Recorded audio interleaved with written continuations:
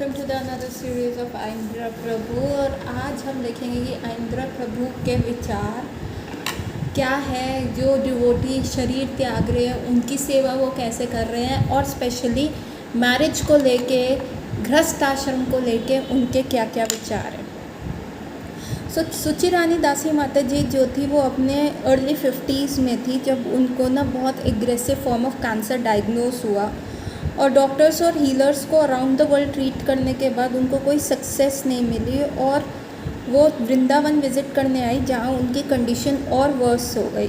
तो वो ऑस्ट्रेलिया की थी, तो वो सोच रही थी कि वो वापस जो है ऑस्ट्रेलिया चली जाएं, परंतु एंड मोमेंट पर उनकी जो टिकट थी वो उनको मिली नहीं, और उनकी हेल्थ बहुत ज़्यादा डिटोरेट होने लगी और रैपिडली डिटोरेट होने लग गई, और ये क्लियर हो गया कि वो जो अपने प्राण हैं व्रज में ही त्यागेंगी। आइंद्रा प्रभु बहुत एंथुजियास्टिक होते थे। जो भी वैष्णव अपना शरीर त्याग रहे थे तो वो अपने 24 आर कीर्तन मंडली को वहाँ लेके जाते थे उन डिवोटीज़ को सर्व करने के लिए, उनके फाइनल डेज में बेड साइड कीर्तन करने के लिए। पर लेकिन जब उन्होंने सुचि रानी माता जी का डिज़ायर सुना कि वो जो है धाम छोड़ना चाह रही थी और वो बेसिकली ऑस्ट्रेलिया वापस जाना चाह रही थी इस कंडीशन में भी, तो आइंद्रा प्रभु ने डिसाइड किया कि वो उनसे अलग ही रहेंगे, वो उनको सर्व नहीं करना चाहते कीर्तन की तरह। पर जब उन्होंने देखा कि सुचि रानी माता जी का जो प्लान है वो कृष्णा ने बिल्कुल डिसेबल कर दिया कि नहीं वो व्रज में ही रहेंगी, तो उन्होंने कहा कि जब कृष्णा जो है उनके लिए स्पेशल अरेंजमेंट कर रहे हैं तो मुझे भी उनके लिए एक फेवरेबल एटमॉस्फेयर बनाना चाहिए, उनकी हेल्प करनी चाहिए ताकि वो घर वापस जा सके, बैक टू गॉड हेड जा सके। तो फर्स्ट टाइम जब वो सुचि रानी माता जी के रूम में गए और उन्होंने उनको कन्फ्रंट किया और उनको यही बताया कि जब मुझे सुनने में आया कि आप पर्थ वापस जा रहे हो, तो मैंने कहा कि इनको मेरे को कीर्तन नहीं करना, बिकॉज़ ये जो उनका थॉट है वो बिल्कुल नॉनसेंस है। तो फिर सुचि रानी माता जी ने कहा कि अरे ऐसा लगता है राधा रानी ने ट्रिक किया है मुझे। तो आइंद्रा प्रभु उनको समझा रहे हैं कि देखो 3 तरह के व्रजवासी होते हैं, एक जो जिनका जन्म वृंदावन में होता है, दूसरा जो यहाँ पे रहते हैं, और तीसरा जो यहाँ पे मरते हैं। आउट ऑफ ये 3 बेस्ट क्या है, जो वृंदावन में अपना देह त्याग करता है वो बेस्ट है, ठीक है। इवन अगर आप धाम के प्रति ऑफेंस भी क्रिएट करते हैं तब भी आपकी ये गुड फॉर्च्यून है, ऑस्पिशियसनेस है कि आप धाम में अपना शरीर त्याग रहे हैं। मेरे को बहुत ऑनर महसूस हो रहा है कि मैं आपके लिए कीर्तन कर रहा हूँ, और आप जैसी टॉप मोस्ट ब्रजवासी के लिए। तो उनकी माता जी बड़ी एम्बैरस हो गई, उन्होंने कहा नहीं मैं टॉप मोस्ट ब्रजवासी नहीं हूँ।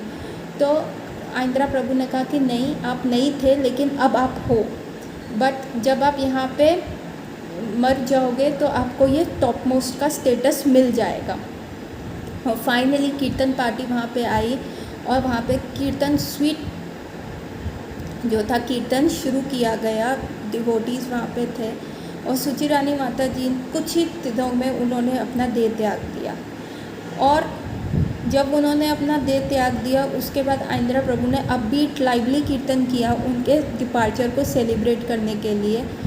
इनिशियली जो मूड था वो बहुत सॉम्बर था, बुरीजन प्रभु कहते हैं, पर आइंद्रा प्रभु रिफ्यूज़ कर दिया कि क्यों हम अनहैप्पी हुए। उन्होंने वो प्लेटफॉर्म को ही कर दिया कि ये सोल इतना फॉर्चुनेट है, तो इस सोल के फॉर्चुनेट डिपार्चर के लिए हमें इसको सेलिब्रेट करना पड़ रहा है। सेम हुआ जो उनके लॉन्ग टाइम फ्रेंड थे द्वारका नाथ, वो भी बहुत ज़्यादा बीमार पड़ गए, और ऐसा लग रहा था कि उनका भी अंत जो है नियर है। तो उन्होंने प्रीति को कहा कि आइंद्रा प्रभु को बुला लो कि वो यहाँ आके कीर्तन करें। तो आइंद्रा प्रभु मेक श्योर करते थे कि एवरी नाइट जो है वो द्वारकानाथ प्रभु के यहाँ जाते थे, और उनकी रिकवरी, उनसे द्वारकानाथ प्रभु से पूछा कि हम किस लिए चैंट कर रहे हैं, क्या आपकी रिकवरी के लिए चैंट कर रहे हैं या आपके कृष्ण के धाम वापस जाने के लिए, गोकुल धाम जाने के लिए हम चैंट कर रहे हैं। तो द्वारकानाथ ने सिंपली जो कृष्ण की पेंटिंग की तरफ पॉइंट किया, जो वो कृष्ण जो है बहुत सारी गोपियों के साथ डांस कर रहे हैं, रास लीला कर रहे हैं, और तब आइंद्रा प्रभु समझ गए, उन्होंने एक्नॉलेज किया। और तीसरी नाइट जब वो 3rd नाइट पे द्वारकानाथ की फैमिली के वहाँ पे गए, तो उन द्वारकानाथ प्रभु की हालत इतनी ख़राब थी कि लोगों ने उनको बेड से हटा के ज़मीन पे लिटा दिया था ताकि वो वृंदावन की जो रज है उसके पास रहें। एक शालिग्राम शिला उनके सर पे रख दी थी, फोरहेड पे रख दी थी, गोवर्धन शिला और एक महाफ्लावर गार्लैंड जो ठाकुर जी का गार्लैंड था वो उनकी चेस्ट पे रखा हुआ था। और आइंद्रा और कुछ डिवोटीज़ वहाँ पे बैठ के उनके पैर के पास चांट कर रहे थे। तो द्वारकानाथ प्रभु की ब्रीथिंग जो है मोमेंटरी स्टॉप हो जाती है। फिर वो एकदम से उठे, एक लंबी सांस ली और जैसे ही ये हुआ उनके जो बेटा था वो रोने लग गया। और आइंद्रा प्रभु ने कहा कि तुमको अपने फादर की हेल्प करनी है, रो मत, हरि नाम लो, हरि नाम लो। और जब वो फाइनल मोमेंट आया, आइंद्रा प्रभु बिल्कुल कीर्तन में डूबे हुए थे। तो थोड़े टाइम के बाद किसी ने उनको कहा कि द्वारकानाथ ने देह त्याग दिया है तो हमें अब पॉज कर लेना चाहिए। तो जब उन्होंने देखा आँख खोल के तो देखा कि सबकी आंखों में आंसू थे। तो आइंद्रा प्रभु ने कहा ऐसा ये चीज़ नहीं था जो द्वारकानाथ जाते थे। तो प्रीति ने अपना सर जो है आइंद्रा प्रभु के पैरों पे रख दिया और उन्होंने अपना हाथ उसके सर पे रखा और कहा कि तुम चिंता मत करो, मैं आप लोगों के लिए हूँ यहाँ पे। और फिर उन्होंने देखा कि अब हमें जो है 4 घंटे कीर्तन करना है फॉर योर फादर। और नेक्स्ट डे भी एक लीडिंग प्रोसेशन हुआ उनकी बॉडी को क्रिमेटिंग ग्राउंड पे ले जाने के लिए। और एक पूरे महीने तक वो हर रोज़ उनके घर जाते हैं और उन लोगों की वेलबींग चेक करते हैं आइंद्रा प्रभु कि आप लोग ठीक हैं। तो आइंद्रा प्रभु जो है पूरा एफर्ट करते, केयर करते कीर्तन पार्टी मेंबर्स के लिए, उनकी हेल्थ को, कंफर्ट को, हर चीज़ को देखते। तो वो कहते हैं, एक डिवोटी बताते कि जब मैं पहले आया तो हम जो 6 जने थे हम थिन मैट्रेस पे वृंदावन की सर्दी में कोल्ड सीमेंट फ्लोर पे सोते थे। कोई हीटिंग की व्यवस्था नहीं थी और इतना मुश्किल था जब आपको नाइट शिफ्ट का कीर्तन होता था और आपको उसके लिए उठना पड़ता था। पर उन्होंने अपने एक्सपेंस पे और अपने हाथों से खुद वुडन बंक बेड्स बनाए इस रूम के लिए, शेल्फ वाले डेस्क बनाए, लैम्प्स बनाए, इलेक्ट्रिकल फ़ैन अरेंज किए। और फिर डिवोटीज़ जो है पूरे ब्रह्मचारी आश्रम में वैसे ही बंक बेड्स जो थे बनाए गए। और जब डिवोटी कोई भी बीमार होता था तो वो पर्सनली उसकी केयर करते थे। एक डिवोटी कहते हैं कि जब मुझे मलेरिया हुआ और मैं बहुत बुरी कंडीशन में था कि मुझे ऐसा लग रहा था कि बस मैं मरने वाला हूँ, तो उन्होंने मेरे को अश्योर किया कि अगर मैं वहाँ पे व्रज में मर भी गया तो ये बहुत ऑस्पिशियस होगा। पर फिर भी वो मेरे को लोई बाज़ार लेके गए, ग्लूकोज दिया और डिफरेंट आयुर्वेदिक मेडिसिन्स मुझे खिलाई और कुछ ही दिनों में मैंने अपनी हेल्थ को गेन कर लिया। और गोवर्धन पूजा के उस टाइम अमला हरिनाम प्रभु भी बीमार पड़े और वो टेंपल में कीर्तन कर रहे थे, पर वो इतने बीमार थे कि वो मृदंग प्ले ही नहीं कर पा रहे थे और आइंद्रा उनके साथ बैठे हुए थे। बस वो आइंद्रा के साथ थोड़ा थोड़ा सिंग कर रहे थे। तो आइंद्रा प्रभु ने ये नोटिस किया उनके फटीग को और कहा कि क्या हो गया, तुमको क्या दिक्कत है। तो उन्होंने कहा मुझे अच्छा नहीं लग रहा, मेरे को बीमार लग रहा हूँ। तो आइंद्रा प्रभु ने अपना हाथ उनके फोरहेड पे करा, चेक किया और कहा कि अरे तुमको तो बुखार है। तो उन्होंने क्या किया, एक फिशरमैन्स फ्राइड लोजेन निकाली अपने बॉक्स से और अमला को दे दी और फिर कीर्तन में चले गए। और उसके बाद उन्होंने अमला को कहा कि तुम बीमार, तुम्हें अलाउड ही नहीं है कि तुम बीमार हो, तुम बहुत वैल्यूबल हो, तो तुमको अपनी हेल्थ का बहुत ध्यान रखना चाहिए। कुछ भी करो, रेस्ट लो, कुछ भी करो, जल्दी से बेटर हो, जितनी जल्दी हो सकता है उतने बेटर हो, क्योंकि हमें आपकी ज़रूरत है कीर्तन में। अमला प्रभु कहते हैं कि जब मुझे ये लगा कि मैं नीडेड हूँ, मैं कितना इम्पोर्टेंट है, कोई मेरी प्रेजेंस को इतना एक्नॉलेज कर रहा है, जब आपको ये रिसीव होता है तो आपको लगता है कि हाँ आप भी एक इम्पॉर्टेंट मेंबर ऑफ 24 आवर कीर्तन के। मुझे ऐसा लगा कि लोग मुझे डिज़ायर कर रहे हैं, आइंद्रा मेरे को डिज़ायर कर रहा है। और यही मेरा कनेक्शन था कृष्णा के साथ, क्योंकि ऐसा था कि सच में मैं शायद कृष्णा को हैप्पी कर पा रहा हूँ। और आइंद्रा प्रभु वॉज हैप्पी कि जब उन्होंने मेरे को पुश किया, कीर्तन में पार्टिसिपेट किया, और जब मैं बीमार हुआ इस प्रकार उन्होंने मुझे एनकरेज किया कि सच में आई फेल्ट कि आई वॉज नीडेड। और तब अमला प्रभु ने कहा कि हाँ प्रभु मैं रेस्ट करूँगा और जल्दी से जल्दी ठीक होऊंगा। और मैं जल्दी से ऊपर गया, मैंने वहाँ पे रेस्ट किया और और मेरे को इतना अच्छा लगा कि I feel I am being loved. एक बार क्या होता है, यवेंद्र प्रभु जो है वृंदावन आते हैं और आइंद्रा प्रभु को टेम्पल रूम में मिलते हैं। तो यवेंद्र प्रभु कहते हैं कि सॉरी, मैं तुमको ना ओबेसियंस नहीं दे सकता, मैं तुम्हें प्रणाम नहीं कर सकता, मुझे ना ब्रीथिंग में प्रॉब्लम है। तो आइंद्रा प्रभु ने कहा कि क्या हो गया? उन्होंने कहा मैंने ना अपने रिब्स को कहीं से ट्विस्ट कर दिया जिससे मेरी ब्रीथिंग पेनफुल हो गई है। तब आइंद्रा प्रभु ने उनको कहा कि क्या तुमने होम्योपैथिक मेडिसिन खाई? तो यवेंद्र ने कहा नहीं, मैं तो अपने रेगुलर डॉक्टर के पास जा रहा हूँ, पर कितनी बुरी बात है कि मैं इस साल जो है राधा श्याम और आपके कीर्तन में नहीं होऊंगा और मैं अपना विज़िट भी प्रॉपरली एक्सपीरियंस नहीं कर पाऊँगा। मुझे समझ नहीं आ रहा कि कृष्ण ने ये मेरे साथ क्यों किया। तो आइंद्रा बड़े हंस के बोले कि और तुम क्या एक्सपेक्ट करते हो, वो तो सबसे बड़े प्रैंकस्टर है, वो तो लोगों के साथ प्रैंक करते हैं, वो तो सबसे बड़े, और तुम उससे क्या एक्सपेक्ट करते हो? तुम्हें पता नहीं वो गोपीज़ को कितना छेड़ते हैं और कितना दर्द होता है। कई बार वो जब उनकी चेस्ट को स्क्रैच करते हैं, उनकी ब्रेस्ट को स्क्रैच करते हैं, तुम्हें पता नहीं कितनी बार तो उन्होंने मेरी ब्रेस्ट को स्क्रैच किया और इतना दर्द हुआ। बट द रीज़न, पर वो क्यों करते हैं ऐसे, ही वॉन्ट टू गेट, क्योंकि उनको हमारा अटेंशन चाहिए। क्यों?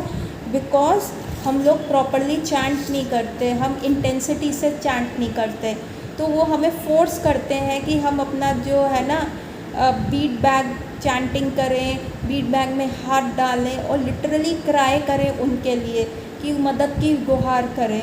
बट एक मोमेंट के लिए सोचो, क्या मैं उसको ऐसे जाने दूंगा? कि कृष्ण ने मेरे साथ इतना प्रॉब्लम किया, तो एक मिनट के लिए सोचो, मैं भी उसको ऐसे जाने नहीं दूंगा। जब मैं स्पिरिचुअल वर्ल्ड वापस जाऊंगा और जब मैं उनसे फ़र्स्ट टाइम मिलूँगा, मैं डेफिनेटली जो उनकी बट है उसको पिंच करूँगा और कहूँगा देयर यू गो, अब तुम्हें समझ आया कि कैसे फील होता है। तो यवेंद्र प्रभु कहते हैं कि मेरे को लगता है वैष्णव अपराध हुआ है मेरे से। तो आइंद्रा प्रभु उनको एक्सप्लेन करते हैं कि देखो, there is a difference between कि आप किसी को फैक्ट्स बता रहे हो और या किसी को इंसल्ट कर रहे हो। तो उन्होंने कहा कि देखो, देयर इज़ नो रॉन्ग, कि गलत को गलत बोलने में कोई गलती नहीं है, पर अपराध क्या होता है जब आप फैक्ट्स को एग्जैजरेट करते हैं, जब एक ही चीज़ की छोटी सी बात का आप बहुत बड़ा राई का पहाड़ बना देते हैं जिसमें आपको एक फॉल्स सेंस ऑफ सुप्रीमेसी आती है, वो अपराध है। जगाई और मदाई थे, उन्होंने कितने हीनियस रूथलेस बिहेवियर था, कितने ऑफेंसेस क्रिएट किए, पर आप उनको ये नहीं बोलोगे कि जगाई और मदाई ने अपराध किए तो ये गलत होगा। उन्होंने ऐसा किया, पर फिर भी उनके पर्पस और यूटिलिटी थी कि हमने ये अनप्लेजेंट फैक्ट बोला, लेकिन फिर भी उसकी पर्पस और यूटिलिटी थी, नहीं तो क्या मोटिव था। ठीक है, तो उन्होंने भी टाइम वेस्ट किया अपनी फॉलन एक्टिविटीज़ में, पर लेकिन जब उन्हें अवसर मिला उन्होंने सुधारा, क्योंकि जब उन्होंने गलत को गलत सोचा कि हाँ हमने गलत किया है, तभी वो अपने आप को सुधार पाए। और फिर युवेंद्र प्रभु कहते हैं कि ये सेफ़ नहीं है कि हम किसी वैष्णव में कुछ बुरा देखें ही ना और ना फिर बोल पाएँ। तो आइंद्रा प्रभु कहते हैं नहीं, ये गलत है, आपको देखना पड़ेगा ताकि आप गुड और बैड में डिफ्रेंशिएट कर पाओ। यदि आप बैड को इग्नोर करोगे तो आप कभी गुड नहीं बन पाओगे, क्योंकि आप भी वही सेम चीज़ करने लग जाओगे। कृष्णा तो आपको सोचना पड़ेगा कि जब भी आप किसी वैष्णव में बुरा देखते हो तो आपको सोचना पड़ेगा कि कृष्णा ने मेरे को इस नॉनसेंस के सामने क्यों पुट किया, तो तब आप गुड और बैड को डिफ्रेंशिएट करोगे और आप वो बैड चीज़ अपने अंदर नहीं लाओगे। तो आइंद्रा और यवेंद्र बहुत देर तक राधा श्याम के ऑल्टर के आगे खड़े रहे, और वहाँ पे केसी दमन दास प्रभु भी आए जो वहाँ पे श्रीमद् भागवतम की क्लास ले रहे थे। और केसी दमन प्रभु कहते हैं कि सब जो है सिर्फ एक बैग ऑफ स्टूल है। जब आप 40 साल के इस बैग ऑफ स्टूल के होते हैं या 5 साल के हैं, तब भी आप बैग ऑफ स्टूल है, नथिंग मोर देन दैट। और आइंद्रा बहुत ज़ोर से हंसे और उनको बहुत समय लगा अपनी लाफ्टर को कंट्रोल करने में। और तब यवेंद्र ने कहा कि आपको पता है कि आपका बिगेस्ट रिग्रेट लाइफ में क्या है, कि क्यों मुझे जो है आइंद्रा यवेंद्र को कहते हैं, आपको पता है कि बिगेस्ट रिग्रेट लाइफ का क्या है? क्यों मुझे ये बैग ऑफ स्टूल बनना पड़ा? क्यों मेरे पास प्रॉपर बॉडी नहीं है जिससे मैं राधा श्याम को सर्व कर सकता हूँ? मेरे को राधा श्याम को एक बैग ऑफ स्टूल बन के नहीं सर्व करना, क्योंकि वो मच बेटर डिज़र्व करते हैं। अगर मैं राधा श्याम सुंदर के पास जाता हूँ, उनकी रासलीला में पार्टिसिपेट करता हूँ इस प्रेजेंट बॉडी में कॉपरी हेयर के साथ, और पेट निकला हुआ है और मेरी आंखें बिल्कुल वृत्रासुर जैसी, डीमन जैसी हैं, तो वो हंसते हुए कहने लग गए, वो सब मेरे से डर जाएंगे और इधर उधर भाग जाएंगी सारी गोपियाँ। सो आइंद्रा प्रभु हर चीज़ में जो है, एक ह्यूमरस चीज़ से लेके एक बड़ी चीज़ में लेके हर जगह जो है ह्यूमर ढूंढ लेते थे, और हर जगह वो अपना पॉइंट ऑफ व्यू एक बहुत डीप फिलोसफिकल पॉइंट समझा देते थे। और जिस प्रकार वो बहुत सारे डिवोटीज़ को केयर करते थे, पर वो अपनी फ़िज़िकल लिमिट्स को जो है ना एज पे पुश करते थे, इसलिए वो बहुत बीमार पड़ते थे। उनको बहुत सारे डिसीज़ेस हुए थे वृंदावन में, और कभी उनको जॉन्डिस हुआ, हेपेटाइटिस, मलेरिया, टाइफॉइड, कभी कांस्टेंट कोल्ड, रेस्पिरेटरी एलिमेंट्स हुए। गोपाल प्रभु कह जाते थे कि आप कैसा फील कर रहे हैं, कितने घंटे सोए, क्या आपने खाया, क्या आपने कुछ पिया है? तो इट वाज वेरी इम्पॉसिबल आइंद्रा प्रभु के लिए कि वो अपना कोई रेगुलर स्केड्यूल फॉलो कर सकें और अपनी केयर करें। अति सुंदरी माता जी कई बार उनको नोटिस करती थी कि वो बहुत वीक और पेल थे, तो वो उनसे पूछती थी, तो वो हमेशा कहते थे नहीं नहीं मैं ठीक हूँ, मेरे को जस्ट पूरी नींद नहीं मिली, अरे मैं कल पिछले कुछ दिनों से अच्छा खा नहीं पाया, सही से खा नहीं पाया। तो वो अलार्म हो जाती थी, तो वो पूछती थी भाई ऐसा क्यों? वो कहते अरे मैं अपनी विग्रह सेवा ना करता रहा और बहुत जल्दी करना था, तो और सनराइज़ कर रहा था, तो मेरे को फिर वेट करना पड़ा।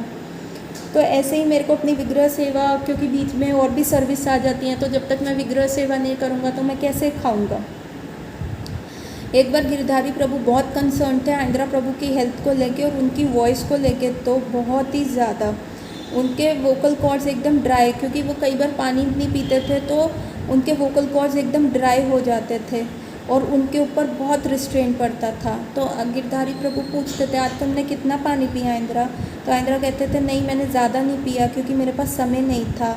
तो वो कहते अरे विग्रहों का वाटर, डीटी वाटर तो वहीं पे था।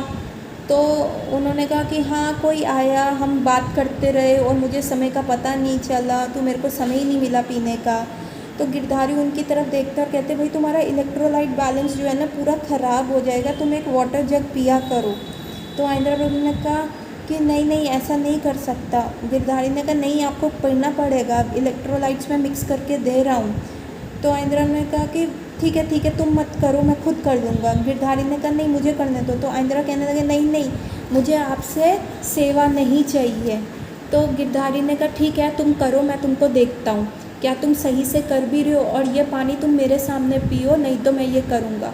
फाइनली आइंद्रा प्रभु वहाँ से उठे, उन्होंने इलेक्ट्रोलाइट्स को पानी में जैसे ORS को पानी में घोला और पिया गिरधारी के सामने। वो किसी से भी सेवा नहीं लेना चाहते थे। गिरधारी को ये रियलाइज़ हुआ वो कैसे होगा अगर वो जब बूढ़े हो जाएंगे, क्या वो कभी भी किसी से सेवा नहीं लेंगे? क्या वो हमें हेल्प करने का मौका नहीं देंगे, उनको सर्व करने का मौका नहीं दे देंगे? कि जैसे जब लोग मर रहे होते हैं उनको कितनी हेल्प की ज़रूरत होती है। एक और डिवोटी थे जिन्होंने आइंद्रा प्रभु के लिए मोर वाटर्स, कुछ खाने के लिए और रेस्ट के लिए चीज़ें अरेंज करने का प्रयास किया। तो आइंद्रा प्रभु ने बहुत स्ट्रांगली बोला देखो ना मुझे एक माँ की ज़रूरत है और ना ही मुझे एक वाइफ की ज़रूरत है, तो बैक ऑफ। सो ऐसे थे आइंद्रा प्रभु। अब आइंद्रा प्रभु 24 आवर कीर्तन पार्टी को बिल्कुल टुगेदर रखना चाहते थे, इकट्ठे रखना चाहते थे, लेकिन बहुत सारे मेंबर्स जो थे कीर्तन पार्टी के वो मैरिज की तरफ ड्रॉ हो रहे थे। शादी हो जाती थी वो छोड़ देते थे। अगर व्यक्ति कीर्तन पार्टी ज्वाइन करने से पहले शादीशुदा इट्स ओके, लेकिन जब वो आश्रम में रह रहा है उसके बाद वो मैरिज के लिए डिसाइड कर रहा है, तो आइंद्रा प्रभु को ऐसा लगता था कि वो जो नया व्यक्ति है वो उनसे डिवोर्स कर रहा है। क्योंकि आइंद्रा प्रभु ने की जो गर्लफ्रेंड थी टीनेज ईयर्स में जूली, वो उसको वाइफ ही कंसिडर करते थे, लेकिन जब उन्होंने उसको त्याग दिया तब से वो सेलिब्रेट थे, उन्होंने अपना ब्रह्मचार्य को कंट्रोल कर रखा था, अपना ब्रह्मचार्य मेंटेन कर रखा था। इवन जब उनको डीसी के प्रेसिडेंट ने इस्कॉन टेम्पल के कहा कि नहीं तुम्हें विवाह करना है, तो इंदिरा प्रभु ने कहा कि देखो मैंने जो अखंड ब्रह्मचार्य को गले लगा लिया है, अब मैं गृहस्थ का मटेरियल हूँ ही नहीं, और इसके बाद मुझे इसके बारे में कोई डिस्कशन नहीं करनी। फिर भी वो बहुत सारी लेटर्स को एडवाइस करते थे हाउस होल्ड के बारे में। उन्होंने कहा कि ठीक है, मुझे इन सारी लेटर्स को एक सैंग्विन जो है जवाब जो है, एक टुक जवाब जो है देना ही पड़ेगा। उन्होंने कहा कि एक रीज़न कि मैं क्यों नहीं चाहता कि कोई कृष्णा कॉन्शियस गृहस्थ लाइफ में जाए, क्योंकि एक माता जी ने अपने एक लेक्चर में मेरे को बताया था कि गृहस्थ आश्रम या गृहस्थ लाइफ इज़ लाइक कि आप फीस्टिंग पे जा रहे हो, आप उस दिन पार्टी कर रहे हो जिस दिन आपका व्रत हो। वो अनंग मंजरी माता जी के लेक्चर को रेफ़र कर रहे थे जो उन्होंने 1976 में सुना था। और जब अनंग मंजरी माता जी को एक बार उन्होंने कृष्ण बलराम टेम्पल में देखा तो वो फटाफट गए और माता जी को प्रणाम करते हुए कहा, माता जी क्या आप मुझे याद है, क्या मैं आपको याद हूँ? मैं आपका वो आंसर कभी भी नहीं भूलूंगा जो आपने भागवतम क्लास में दिया था, जब मैंने आपसे पूछा था कि भागवतम में ब्रह्मचारी के लिए क्या इंस्ट्रक्शन है और गृहस्थ के लिए क्या है। तब आपने कहा था अगर आप ब्रह्मचार्य पालन कर रहे हो, अगर आप फास्टिंग को पालन कर रहे हो, तो फिर फीस्टिंग के बारे में सोच क्यों रहे हो।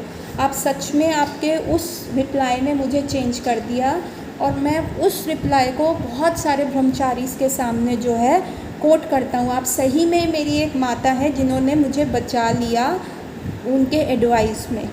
तो इंदिरा प्रभु हमेशा ही कह रहे थे कि जब आप एकादशी फास्टिंग कर रहे हो, आप निर्जल हो रहे हो, तो आप फीस्ट के बारे में क्यों सोच रहे हो। चतुर्मास्या का व्रत रखा हुआ है कि बेटर है कि तुम उसको फॉलो करो रादर देन फीस्ट के बारे में सोचो और उस व्रत को तोड़ दो। ठीक है, वो कहते हैं मैं अपने आप को फॉलन कंसिडर करता हूँ, पर मैं रिस्क नहीं ले सकता कि मैं इंजॉय करूँ गृहस्थ आश्रम में, कि मैं और फियर में रहूँ कि मैं कोई रेगुलेटिव प्रिंसिपल ना तोड़ दूँ इस आश्रम का। गृहस्थ आश्रम इज़ लाइक लिविंग विद माया। सो मेरा बहुत सैंग्विन एडवाइस ये है कि हमें ये सारे जो थॉट्स हैं ना मैरिज के, अपने दिमाग से हटा देने चाहिए। तुम्हें पता है जब आप एक हस्बैंड बनते हो तो वो आपकी स्पिरिचुअल प्रोग्रेस को रोक देता है, क्योंकि उसकी बहुत सारे डिमांड्स हो जाती हैं। पहले क्या था, आपके सिर्फ मदर और फादर थे, पर अब क्या होगा, mother in law, father in law, sister in law, brother in law, और बहुत सारा ऐसा बड़ा पैकेज जुड़ता है। कुछ आपके फ्रेंड्स होते हैं, कुछ आपके एनिमीज़ बन जाते हैं जिनके बारे में आपको कोई नॉलेज नहीं थी। तो इट इज़ वेरी डिफ़िकल्ट कि आप इतने सारे लोगों के साथ डील करते हो। लेकिन एक simple Brahmachari life, you are more और लेस जो है एक ही पॉइंट पे डील करना होता है, service to Guru and Krishna. Suddenly जब आप गृहस्थ आश्रम में जाते हो तो आपकी अटेंशन जो है डिवाइड हो जाती है। आप कहते हो चलो एक कृष्ण के लिए, एक मेरे लिए, फिर बाद में क्या होता है, चलो एक कृष्ण के लिए, दो मेरे लिए। और समटाइम्स तो इतना बुरा हो जाता है कि कुछ भी कृष्णा के लिए नहीं, सब कुछ मेरे लिए। हम और इस माया इल्यूज़न में कि हमें अपनी फैमिली को मेंटेन करना है चढ़ते जाते हैं, और जो हमारी प्रायोरिटी थी कि गुरु की सर्विस, कृष्णा की सर्विस, विग्रहों की सेवा, वो पीछे हो जाती है। गृहस्थ जीवन में आप भाव कैसे लाओगे, क्योंकि भाव के लिए आपको समय चाहिए, प्रेम के लिए समय चाहिए बनाने के लिए, पर आप कैसे करोगे। कृष्णा की प्लेजर प्रायोरिटी होनी चाहिए, ठीक है, लेकिन गृहस्थ आश्रम में वो चीज़ नहीं कर सकते। तो everything should be done for pleasing for Krishna. Krishna के प्लेजर को आप कॉम्प्रोमाइज़ नहीं करते, पर आपको वो सैक्रिफाइस करना पड़ता है। कृष्णा कॉन्शियसनेस का मोस्ट इम्पॉर्टेंट प्रिंसिपल है कि हम हरि नाम पे सरेंडर कर दें, हरि नाम का आश्रय रहें। तब कृष्णा और हरि नाम में कोई फ़र्क नहीं है। हरि नाम जो है is totally non different from Krishna, और वो हमें ऐसी इंटेलिजेंस देगा कि हम गृहस्थ अफेयर्स को कैसे हम उसमें डिसएंटेंगल हो सकें, हम वहाँ से कैसे निकल सकें। इस मिस आइडेंटिफिकेशन जो हम बॉडी के प्रति है जो है वो हमारी कम हो सके, और हम जो है गुड प्रोग्रेस करें, परफेक्शन पे पहुँचे, प्रेमा भक्ति के स्तर पे आने के लिए। हर व्यक्ति को किसेस और एम्ब्रेसेस चाहिए, हर व्यक्ति को किस चाहिए, हर व्यक्ति को हग चाहिए, हर व्यक्ति को चाहिए कि कोई उन्हें गले लगाए। पर ब्रह्मचार्य में कहाँ क्वेश्चन, ब्रह्मचार्य में क्वेश्चन है चैस्टिटी का, अपने ब्रह्मचार्य को मेंटेन करने का। जैसे मैरिड कपल जो है वो एक दूसरे के प्रति जो होते चेस्ट रहते हैं, एक दूसरे के प्रति रेगुलेटिव प्रिंसिपल में प्रतिबंध रहते हैं, और अपने जो डिज़ायर्स हैं इंटीमेसी के या सेक्सुअल डिज़ायर्स वो एक दूसरे के प्रति ही करते हैं। उसी प्रकार से जो हमारा एक ब्रह्मचार्य का वो होता डिज़ायर्स होता है किसेस और एम्ब्रेसेस की, वो हम सिर्फ कृष्ण से मांगते हैं। हमारी जो चैस्टिटी है वो सिर्फ कृष्ण के लिए, हम अपने सारे डिज़ायर्स जो है इंटीमेसी के भी किसी और के सामने नहीं लगते। पर अब एक ब्रह्मचारी ने कहा प्रभु पर मेरे में तो बहुत मटेरियल डिज़ायर्स हैं, तो मैं उनको कैसे प्योरीफाई करूं अगर मैं विवाह नहीं करूंगा। तो आइंद्रा प्रभु ने कहा तो करो ना, प्रयास तो करो, हरि नाम संकीर्तन पे जाओ 12-12 घंटे दिन में, सारी अपनी एनर्जी जो है हरि नाम संकीर्तन में लगाओ, और उससे तुम प्योरीफाइड होगे इन मटेरियल डिज़ायर से। उन्होंने कहा कि कीर्तन मेंबर जिन्होंने मेरे ग्रुप को छोड़ के मैरिज करी, वो मेरे साथ इतने 6-6 घंटे कीर्तन किया करते थे, अब तो वो कुछ भी नहीं करता। तो ये दिखाता है कि गृहस्थ आश्रम जो है इम्पीडिमेंट है कृष्णा कॉन्शियसनेस के लिए। क्या तुम सच में एक प्रोटेक्टर बन पाओगे कृष्णा की तरह? तुम में क्वालिफिकेशन है हस्बैंड बनने की जो तुम मैरिज का सोच रहे हो? क्या तुम कृष्ण की तरह हैंडसम हो? क्या तुम्हारे में पावर है उनकी तरह? क्या तुम उनको कंट्रोल कर पाओगे? क्या तुम कृष्ण की तरह हस्बैंड बन पाओगे? नहीं, तुम नहीं बन सकते। तो ये पूरा जो अफेयर है ना शादी का, इसके बारे में सोचना बंद कर दो। सिर्फ कृष्ण ही हस्बैंड बन सकते हैं क्योंकि वही पुरुषा है। तो हम क्यों ट्राई करें हस्बैंड बनने का? हम क्यों वो पोजीशन ले पुरुषा की? मैरिज के अगेंस्ट नहीं थे आइंद्रा प्रभु, पर मुंडेन लस्ट के अगेंस्ट थे। मुंडेन रिलेशनशिप कभी वर्क नहीं करते जो लस्ट के ऊपर, जो सिर्फ सेक्स के ऊपर बेस्ड हैं। उन्होंने एक यंग वुमन को भी कहा, पर उस विमेन ने आर्ग्यू कहा प्रभु 90% जो वर्ल्ड है वो रिलेशनशिप में है। तो आइंद्रा प्रभु ने कहा हाँ, तो मैं तुमको बता रहा हूँ ना दैट 90% वर्ल्ड का नहीं वर्क करता रिलेशनशिप, तो तुम क्यों उस 90% में जाना चाहती हो? तुम डिफरेंट क्यों नहीं होती? तुम अपने आप को कृष्ण को क्यों नहीं देती? तो उस लेडी ने कहा प्रभु मुझे कोई चाहिए। तो आइंद्रा प्रभु ने कहा कि तुमको नहीं लगता मैं अकेला फील करता हूँ? मुझे भी अकेला फील होता है, तभी मेरे पास निताई सच्ची सुत्ता है। They are everything to me, वो मेरे सब कुछ हैं, इसलिए मेरे को अच्छा फील होता है। एक संदेश माता जी का जब उन्होंने पता चला कि बाहर उनका एक रोमांटिक अफेयर चल रहा है, तो उन्होंने उनको एक बार खड़े होकर आधे घंटे के लिए डांटा। उन्होंने कहा तुम इतनी लोनली हो, सब लोनली हैं क्योंकि हम कृष्ण से सेपरेट हैं, तो तुम उनको कृष्ण को सब कुछ दो ना, सारी अपनी एनर्जी जो है वो रिलेशनशिप कृष्ण के साथ डेवलप करने में दो। अगर तुमसे नहीं हो रहा तो 2 लाख नाम जप करो एवरीडे और उसको 3 लाख तक लेके जाओ। तुम जानवा माता जी का एग्जाम्पल फॉलो करो, गंगा माता गोस्वामिनी जी का एग्जाम्पल फॉलो करो, उनकी साधना से अपने आप को इंस्पायर करो और अपने आप को रिनंसिएट करो। तो जब उन्होंने संदेश को ऐसे कहा कि देखो तुमको अपनी सारी एनर्जी जो है स्पिरिचुअल लाइफ में देनी पड़ेगी, माया से बाहर आओ, तुम अपनी फिंगर्स को, टंग को चैंटिंग में लगाओ, तुम डव नहीं हो, तुम वल्चर की तरह हो। श्रीला प्रभुपाद कहते हैं कि वल्चर में बहुत सारी गुड क्वालिटीज़ हैं। जो ईगल है, जो बाज है, उसमें बहुत सारी जो है गुड क्वालिटीज़ है। वो बहुत ऊपर तक उड़ सकता है स्काई में, और उसकी नज़र इतनी तीव्र है कि वो बहुत दूर से भी एग्जैक्टली उससे क्या देखना है वो देख सकता है। लेकिन वो अपनी सारी पावर किस चीज़ में करता है? बॉडी, मरी हुई बॉडी को पकड़ने में, एक डेड बॉडी खाने के लिए करता है।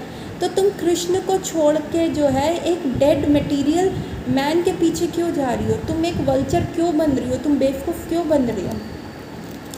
ट्रू लव अफेयर सिर्फ जो है कृष्णा के साथ होता है, और किसी के साथ आप वो इमोशंस नहीं शेयर करते।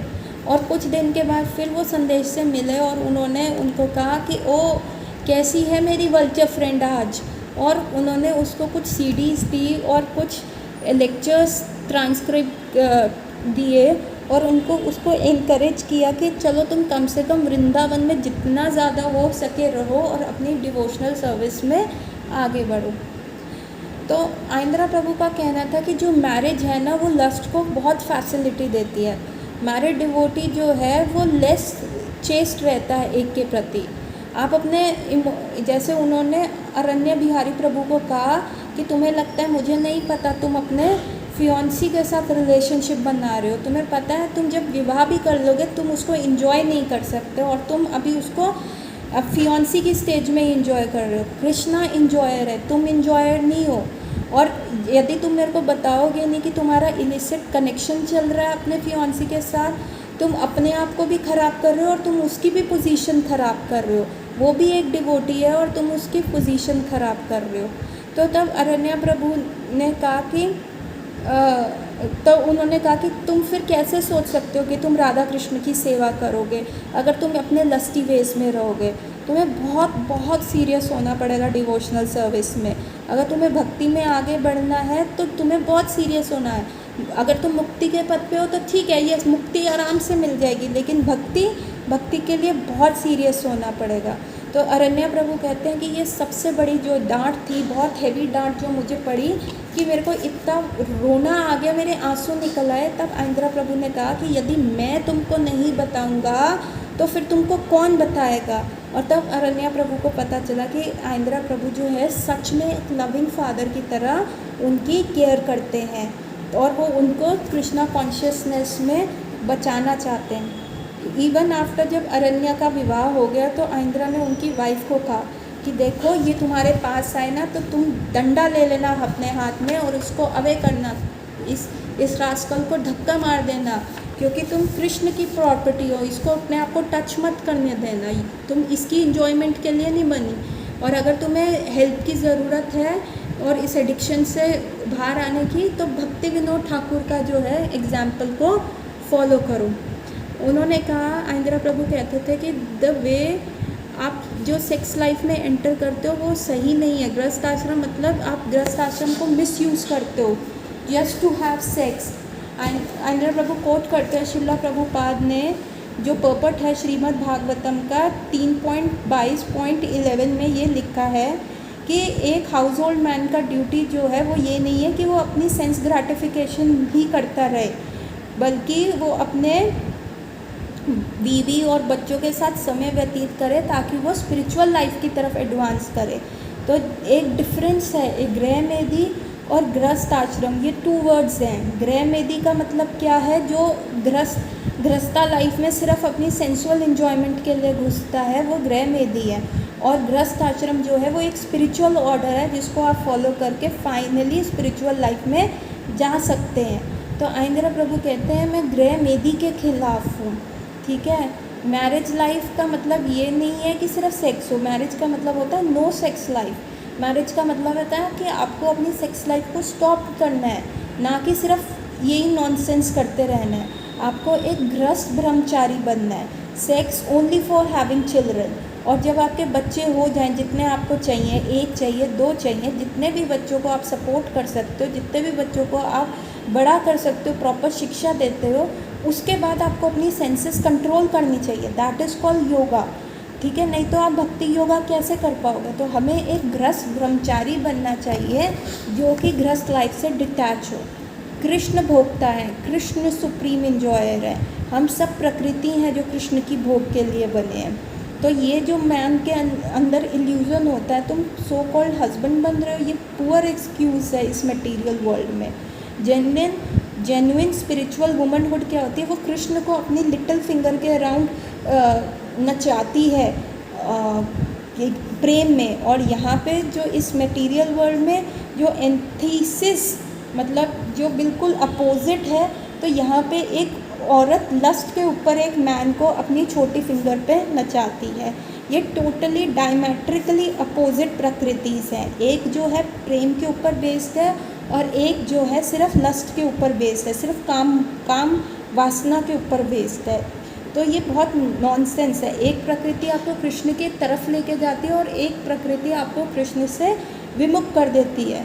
तो हमें स्टेप असाइड होना चाहिए कि हमें ये नहीं कहना चाहिए कि भाई कृष्ण मुझे आपके बिहाफ पे हस्बैंड बनने दो, चलो आप रेस्ट करो, आपको हम क्यों बॉदर करें, हम आपका रोल निभा लेते हैं। परंतु ये डिसीज़ कंडीशन है। जो प्लेइंग हस्बैंड जो है वो डिसीज़ कंडीशन है।